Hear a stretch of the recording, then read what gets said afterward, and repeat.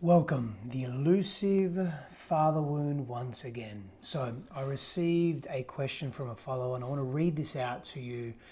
And then we're going to break down the father wound and how it affects not only men, but how it affects women as well, how it affects our relationships, and how it impacts our adult lives in a negative way if we do not address the father wound and what does it actually mean.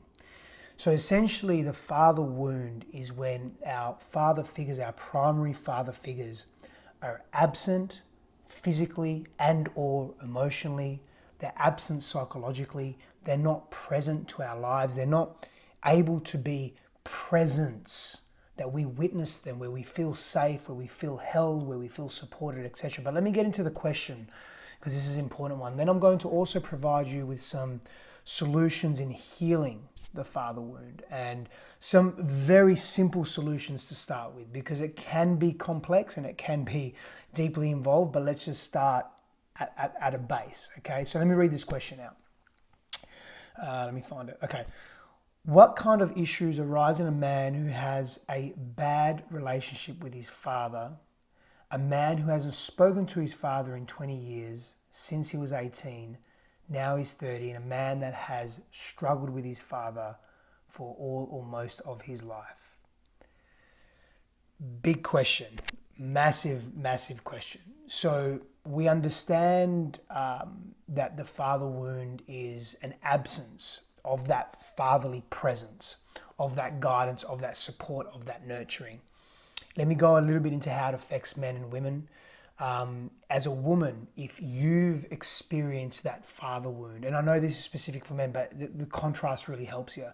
As a woman, if you've experienced a father wound, you're going to be attracting compulsive men, men that maybe are obsessed with long distance relationship, maybe that they are obsessed with work, or other things, other hobbies, other interests. They're unable to speak or communicate to their feelings.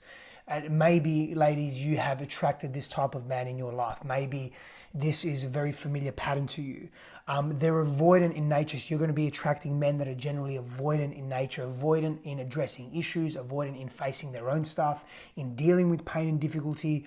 And you do this because this is the norm for you. This is what's familiar to you. You witness this maybe in your parents or your primary caregivers, or you witness an absence of this. Men will go into the above. They will be the above of what I've just mentioned. So they'll go into being very distracted. They'll go into being impulsive or compulsive in behavior. There are so many impacts that men they suffer through from having that absent father. So drug and alcohol abuse, depression and suicide is massive in men. And it's not just because they haven't experienced the presence of a father. That is and can be a contributing factor. Sex and love compulsion and or addiction. That word addiction around sex and love can be a little bit ambiguous, but compulsion, addiction in that area. Poverty, crime, broken relationships are the same patterns of being either very aggressive in the world and aggressive in relationship, or being very distant in relationship as well. That can be some of the effects of growing up without an engaged and loving father. And these effects ripple through the generations. They ripple through the generations of boys, how we raise boys as a collective community, as a society, but also as individual families, because there's this tug of war inside of men. Men are wanting to do good, they're wanting to give, they're wanting to be present to what is being asked of them in the world. They're being asked to be challenged in all the ways, right? And so when we can't do that, when we can't meet those challenges in a healthy way, we feel despondent and we revert to old behaviors, usually behaviors that are very unhealthy and that are locked in and embedded in behavior that is familiar around pushing people away or being abusive or being distant. And so it's a massive pain point for so many men. And so let me just go back to this question, and relationships and women as well. It's not just men that are suffering, right? So let me go back to this question. So those are obviously some of the issues. And what's going to happen is, if men don't have a very clear view of how to be in the world, we will develop, as men, we will develop our own ways of being. Okay, now let me go into this a little bit. So we all have rites of passage, and I've spoken to this before. We have various rites of passage throughout all of our lives. There are some crucial rites of passage that we have during, I say it's about 3 crucial stages of our developmental years. So up to the age of about 6 or 7, then from 6 or 7 to 12, and for boys particularly from sort of 12 to 16, 12 to 17, are really, really important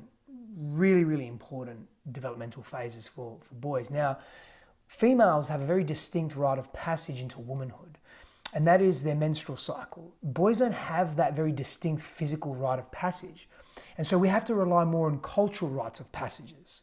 And what that looks like is us looking up to the familiar, looking to men, looking to other men, whether it's our fathers, whether it's uncles, brothers, older brothers, other members in our community that we look up to, that our father also respects. This is very, very important. We need love. We need deep, abiding care. We need to be able to project our hopes and our dreams as men, as boys, transitioning into manhood to these men that we can then be reflected back to us in a healthy way. In our society, we don't have a lot of that. There are many absent fathers, and this isn't about blaming fathers. This is about, if we're going to use the word blame, this is about looking at the systemic structures of our society and how there's so much pain around gender dynamics and relationships and the atrocities that have been projected onto women, and how men have suffered through that as well. We've suffered together in very different ways and very similar ways as well. And so we have to make some massive changes, and that this video isn't about that.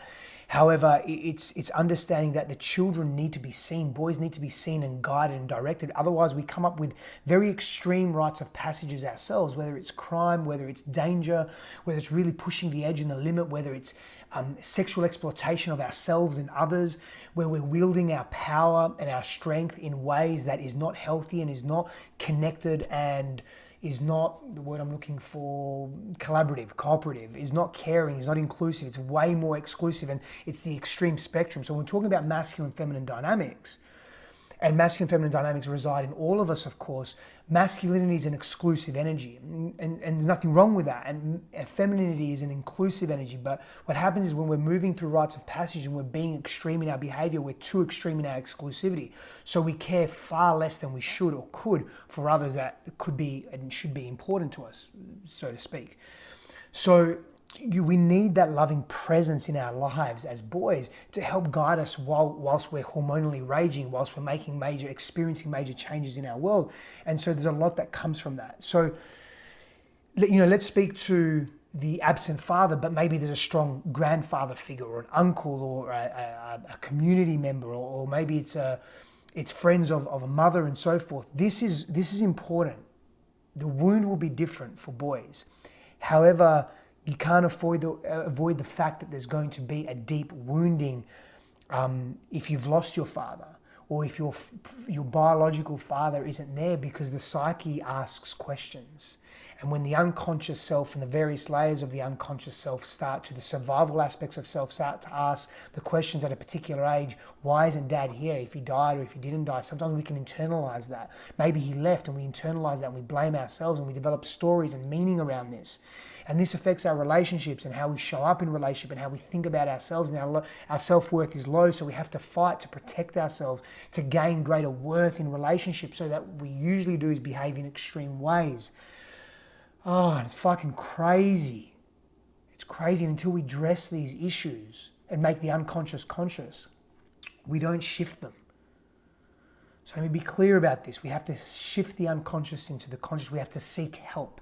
If we're noticing patterns as men, these are some of the solutions. If we're noticing patterns as men in our behavior that is not healthy, that is pushing people away, where we're judging ourselves harshly, where we're not looking at ourselves clearly, where we're abusive towards others, whether it's emotionally or physically, we have to take responsibility and do something about that. And some of us have a pathology. We have physical damage to our internal structures, our brains, our minds. We have suffered extensively, and we cannot see that.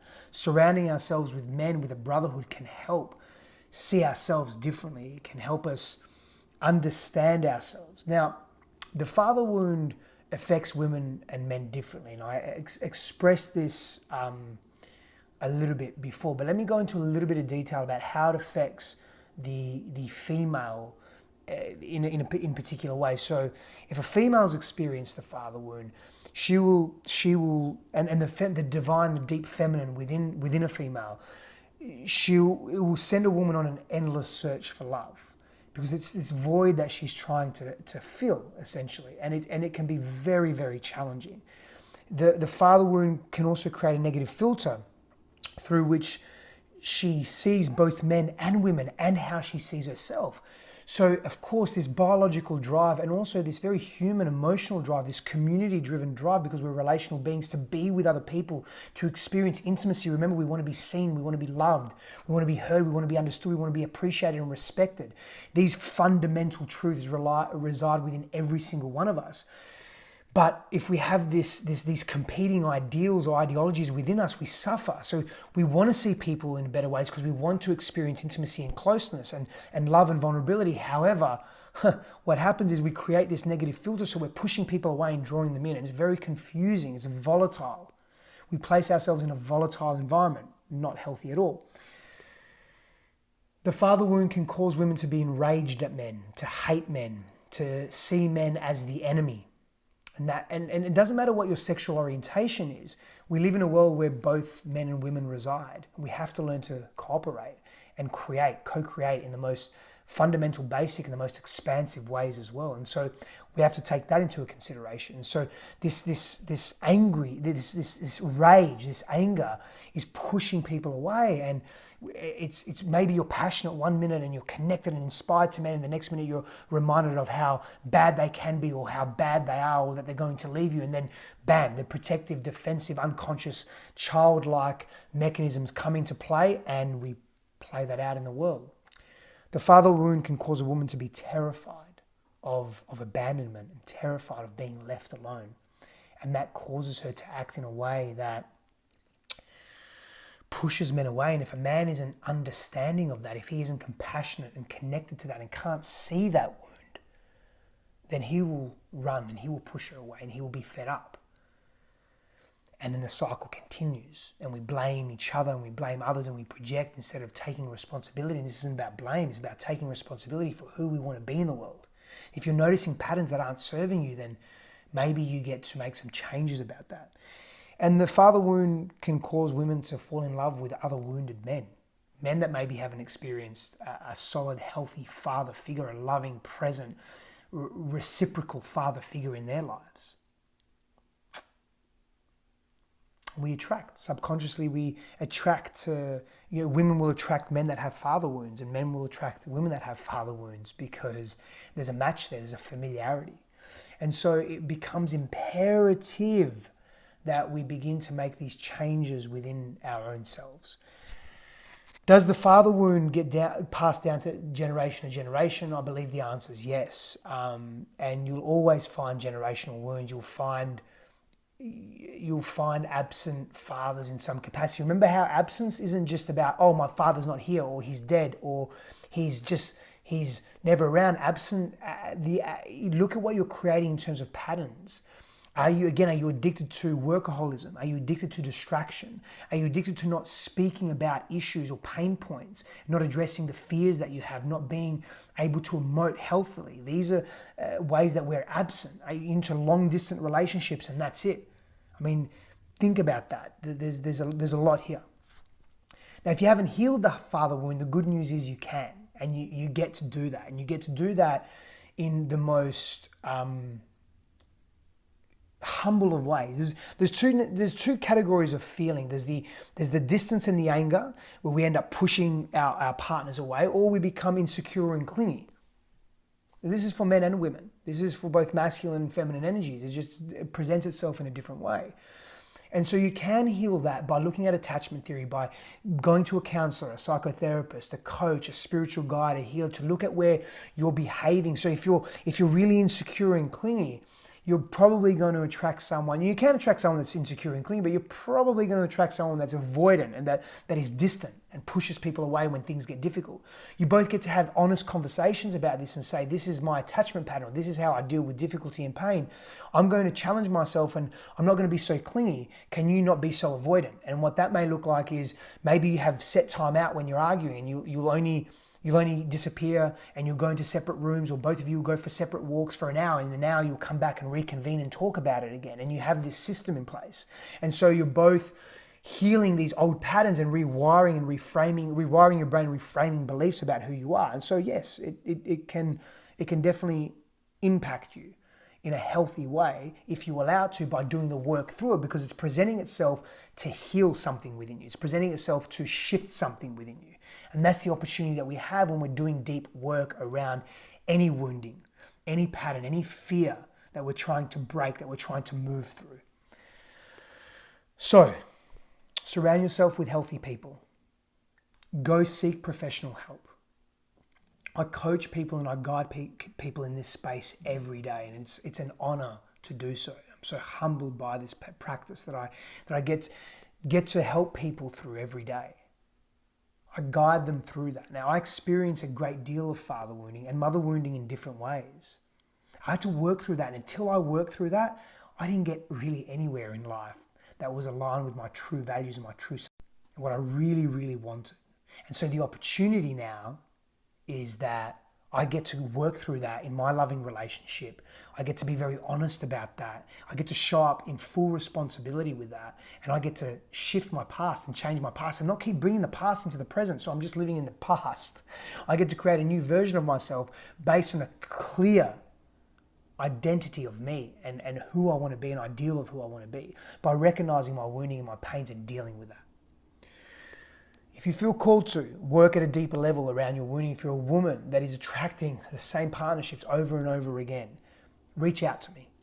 Let me be able to serve you. Maybe it's in a one-on-one capacity. Maybe it's in the amazing program that I do with my wife called Be the Queen.